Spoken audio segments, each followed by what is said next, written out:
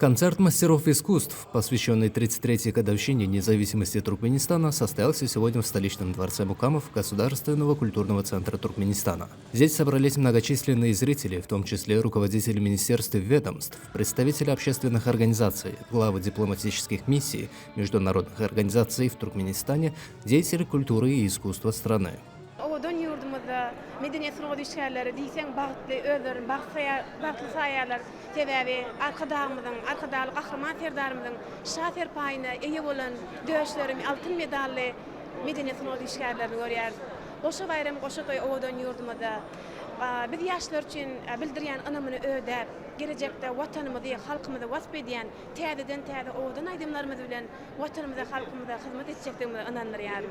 Şanlı qarıştırılığımızın 33-lük bayramı bilen ähli Türkmen halkımızı, kahraman arkadağlı kahraman serdarımızı tüysürüğümden, aydım sürüğümden kutlayarım. Elmadama oğudan yurdumuzda toylarımız, bayramlarımız koşa-koşadan gelsin. Aydım sağlarımız belent yanlansın, yaşıl tuğumuz ağlasımanla pasırdap dursun. Для зрителей выступали мастера искусств и танцевали самые известные хореографические ансамбли страны. Песни любимых народных артистов создали в зале атмосферу праздника. Программа концерта продемонстрировала мощь современного туркменского искусства.